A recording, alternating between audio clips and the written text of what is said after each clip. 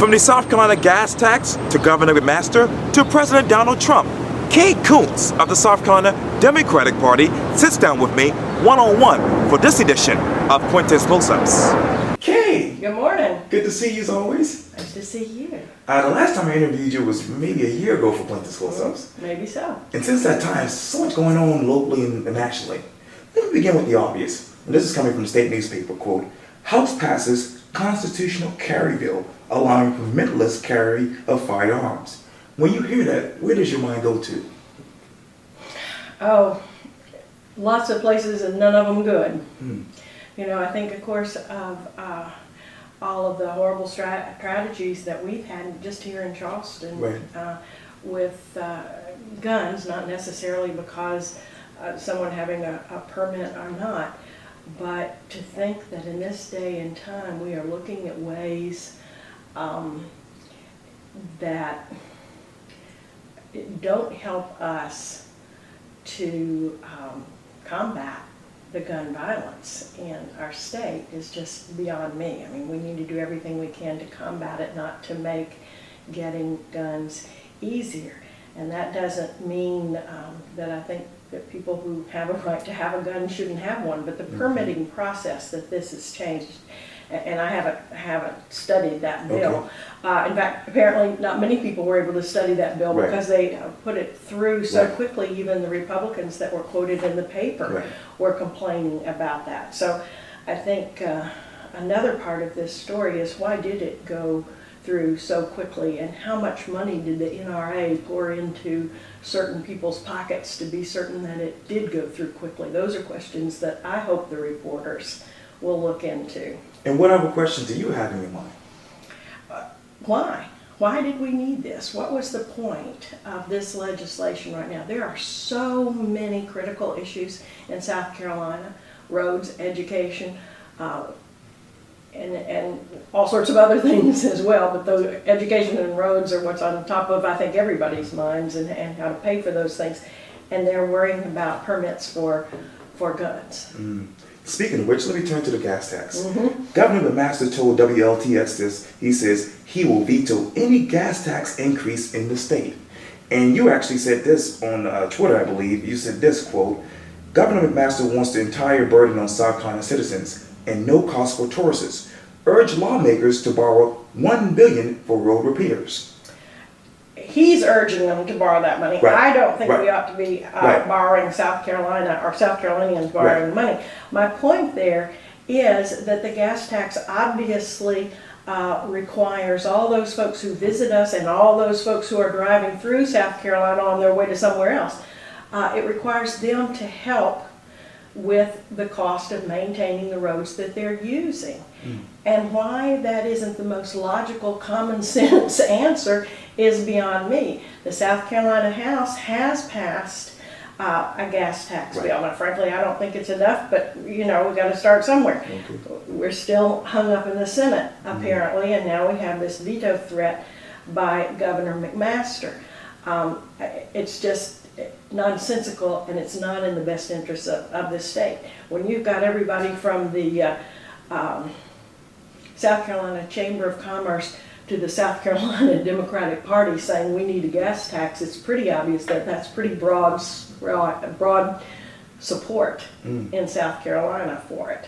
And where else do you want that support to come from, as far as getting the gas tax? Well, the legislature, it rests with them. They've got to pass it. I think if they talk to their constituents, they'll see that they support the gas tax.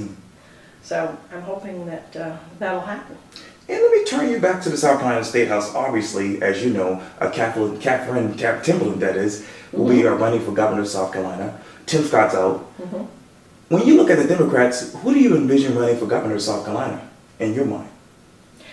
Well, you know, I actually think there are a number of good candidates. One who has expressed an interest so far is Representative James Smith from Columbia. Who's, you know, a Afghan war veteran and a musician. So he's a Renaissance man and an excellent legislator and a great lawyer. I mean, I think Democrats would do well to have him lead our ticket for the 2018 election cycle. That doesn't mean there aren't other good Democrats who may decide to run, but as far as I know, he's the only one who has publicly expressed interest. Let me turn you back to the South Carolina House. This headline appeared in the Boston Courier on April 4th. South Carolina House passes bill requiring health insurance plans to cover a 12-month birth control prescription. When you look at that bill, what sticks out to you? Well, I was delighted to see that they were doing something that was, again, had some common sense to it. Even some of the Republican legislators, again, noted that this was more economical. And then I think one of the legislators, a Democrat who's also a gynecologist, probably knows more about this issue than anybody else, or at least any of the other males in the South Carolina House. But he pointed out how it was more cost efficient to get a year's worth of birth control at one time. And of course, that's more likely to keep unwanted pregnancies, which lead to children who have to be supported, obviously. And one of our concerns always is that some folks on the other side of the aisle want to be certain that children are born, but they're not so concerned about taking care of them once they are born. And this obviously is a way to help alleviate that. Let me turn to Susan Rice. The Washington Times says this: Susan Rice broke the law by spying on campaign officials. President Trump says that. And of course, as you know, Jim Clyburn actually said this on the allegations, quote, "I don't think she has anything to hide or be ashamed of." Well, I actually listened to her interview with Andrea Mitchell a couple of days ago, and as she explained what the process is, first of all, that was a good civics lesson for many of us that don't know exactly how the NSA works, but it certainly sounded like everything she did was within the law and reasonable. Obviously, I'm partisan, and I would tend to assume that. What strikes me about that whole situation, though, is once again, Donald Trump is making allegations without any evidence, as he did whenever it was 5 weeks ago now, when he accused President Obama of some sort of, first he said wiretapping, and then they, every time somebody questions him, the story changes a bit, but at any rate, of some sort of surveillance without any proof, and in fact proof from others who are not Democratic partisans, but other members of the intelligence community have refuted what he said. I think that will be what happens in this case, and certainly I agree with Congressman Clyburn.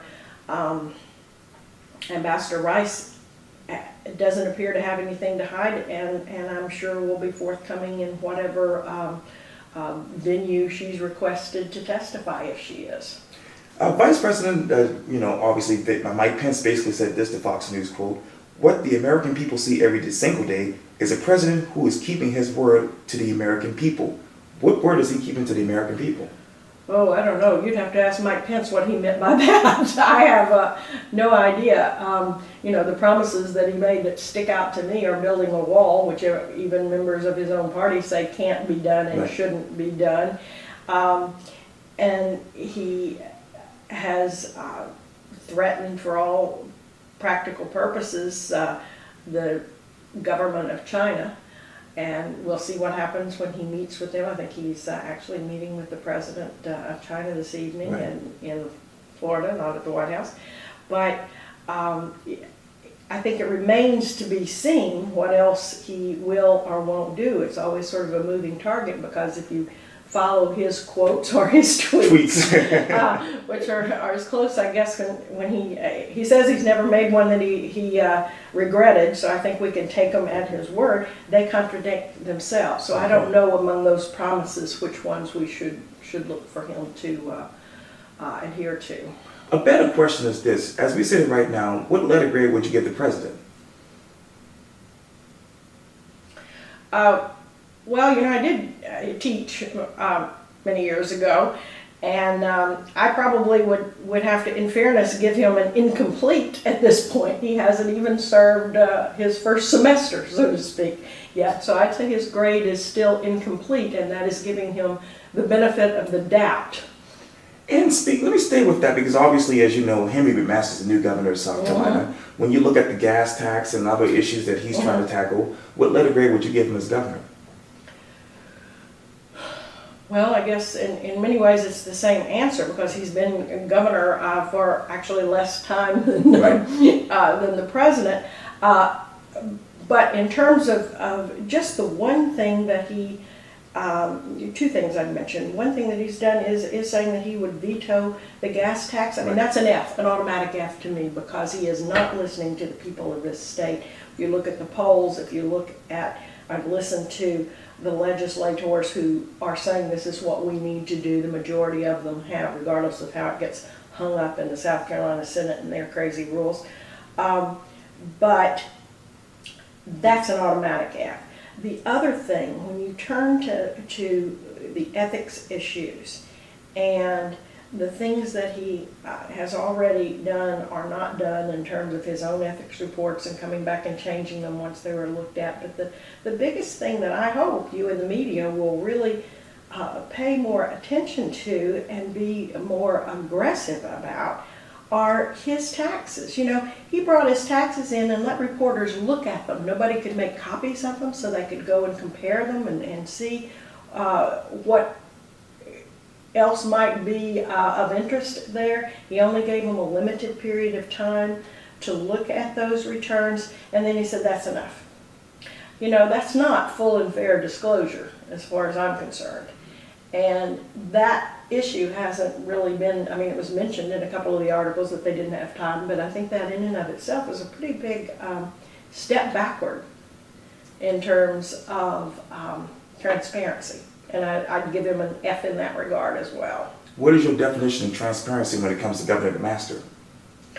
Well, I'm just talking about that one issue, though, that, you know, generally, an elected official, we would expect to copy the returns over X period of years, 10 years, whatever the time frame should be, and make those available for the public and the reporters to look at and absorb and then ask questions about. When you only have a couple of hours to look at reams and reams of paper, it doesn't give the public the idea that this is a true disclosure.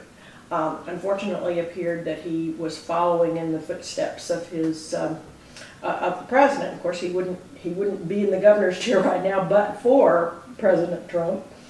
But that's the way Trump also revealed his business dealings. You know, he had that press conference, but he wouldn't let anybody look at the papers. They just had stacks of papers. Who knows what was in those files? Nobody could look at them. You know, it was all for show. And that's an even worse example of lack of transparency, but it's the same sort of way of looking at the public's right to know or transparency, and it's not transparent, it's very opaque. And I think that's an issue that we're not paying enough attention to. Of course, we haven't seen any of Trump's taxes for sort of made up reasons. You know, tax experts say that the fact that you're under audit doesn't mean you can't release your taxes. That's just a ruse. And now he says it doesn't matter, he won't release them regardless. Write the headline. The South Carolina legislature will do what in June? Adjourn. I don't know. I hope they have a gas tax by the end of June. I think that's critical. I think an infrastructure bill would be critical in South Carolina if we could ever get that passed. I think the idea of borrowing the money, Governor McMaster's idea is not a good idea because we've got another potential source of revenue, a user fee, so to speak, gas tax, and I just think he really ought to be looking at that not as a politician but as a statesman, and that's what this state needs and wants, if you look at all the polls. The state of the Democratic Party right now is? Well, I think hopeful. We're always hopeful. Of course, we're not in a position of leadership in the legislature or in the state constitutional officers positions.